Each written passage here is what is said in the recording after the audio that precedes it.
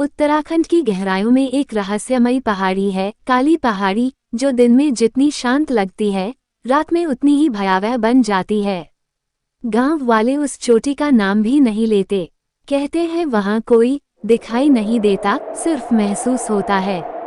ये कहानी है एक युवक की, जिसने उस चोटी पर जाने का फैसला किया। और फिर जो हुआ, वो रूह कंपा देने वाला था। राजू एक खोजी पत्रकार था। उसकी दिलचस्पी अजीब घटनाओं और रहस्यमयी जगहों में थी। जब उसे काली पहाड़ी के बारे में पता चला, तो वह खुद को रोक नहीं पाया। गांव वालों ने उसे मना किया, मगर वह मानने वाला नहीं था। बूढ़ा हरिया बोला, राजू बेटा, वो जगह इंसानों की नहीं, वहां हवाओं में मौत तैरती है। राजू बोला, बाबा, मैं सिर्फ एक रात वहां रुकूंगा, तस्वीरें लूंगा और लौट आऊंगा। राजू अपने कैमरे के साथ पहाड़ी की चढ़ाई करने लगा। रास्ता सुनसान था, पेड़ों की शाखाएं अजीब सी आवाजें कर रही थीं। जैसे जैसे वह ऊपर बढ़ता, हवा ठंडी और भारी होती जा रही थी। रात करीब आ रही थी। उसने सोचा, एक बार ऊपर पहुंच जाऊं तो जल्दी ही टेंट लगा लूंगा। लेकिन पहाड़ी ने जैसे उसे स्वीकार नहीं किया था।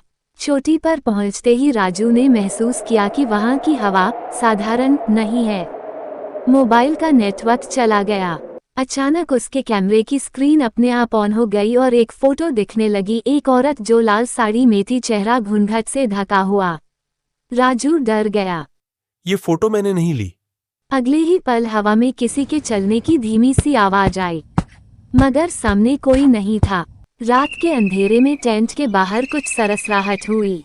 राजू ने बाहर झांका, एक लाल साड़ी में औरत चुपचाप खड़ी थी, मुंह घूंघट में था। राजू चिल्लाया, कौन हो तुम? कोई जवाब नहीं। तभी औरत ने धीरे धीरे हाथ उठाया और इशारा किया, आओ मेरे साथ। राजू का शरीर कांप उठा। उसने दरवाजा बंद किया, मगर औरत का साया टेंट की दीवारों पर दिखाई देता रहा। रात भर उसकी चीखें पहाड़ों में गूंजती रहीं। अगली सुबह राजू को झाड़ियों में एक पुरानी किताब मिली, एक डायरी, जिसकी पहली पंक्ति थी, मैं कमला हूँ और मैं मरने के बाद भी यहाँ हूँ। डायरी में लिखा था कि कमला इसी पहाड़ी पर अपने प्रेमी का इंतजार करती रही। एक दिन गांव वालों ने उसे डायन समझकर जला दिया। तब से उसकी आत्मा इस चोटी पर भटकती है। राजू ने पढ़ा, जो कोई भी मेरे हिस्से की मोहब्बत ले आता है, वो मुझसे मिलने के लिए मजबूर हो जाता है। डायरी पढ़ने के बाद राजू का व्यवहार बदलने लगा।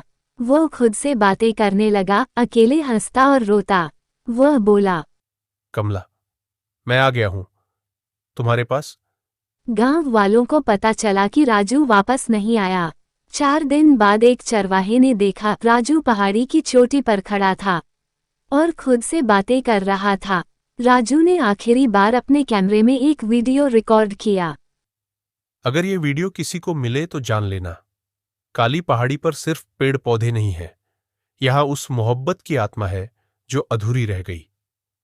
कमला अब भी जी रही है मेरे साथ, मैं अब उसका हूं। वीडियो रिकॉर्ड होते ही एक तेज चीख गूंजी और कैमरा गिर पड़ा। उसके बाद राजू को किसी ने नहीं देखा। गांव वालों ने राजू को खोजा, मगर उसकी कोई निशानी नहीं मिली। हाँ, कैमरा मिल गया और उसमें आखिरी वीडियो भी। उसके बाद से गांव में अजीब घटनाएं शुरू हो गईं।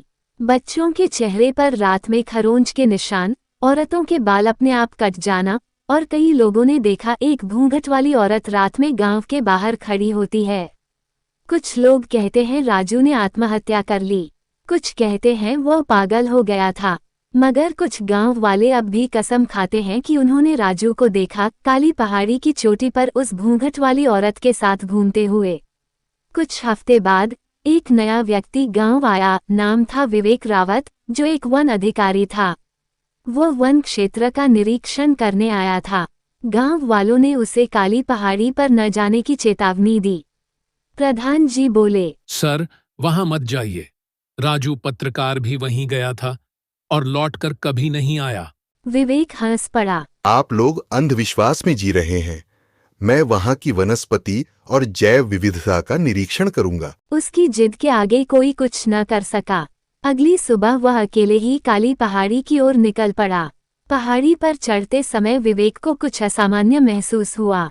पैरों की छाल पर अजीब से निशान थे, जैसे किसी ने नाखूनों से खरोंच डाली हो। तभी उसे झाड़ियों के पीछे कुछ चमकती चीज नजर आई, राजू का आईडी कार्ड। उसका दिल धक धक करने लगा। वह झाड़ियों को हटाने लगा।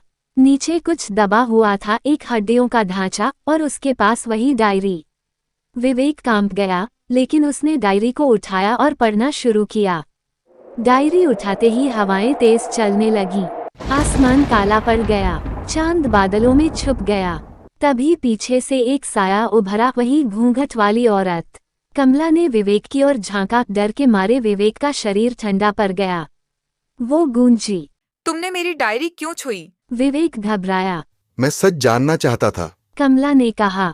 अब तू भी जान लेगा और फिर कभी लौट नहीं पाएगा। तभी उसके चारों ओर धुंध सी फैल गई और विवेक गायब हो गया। आज भी काली पहाड़ी की ओर कोई नहीं जाता। गांव में एक मंदिर बनाया गया है, जिसमें हर पूर्णिमा पर दीप जलाए जाते हैं ताकि कमला की आत्मा को शांति मिल सके।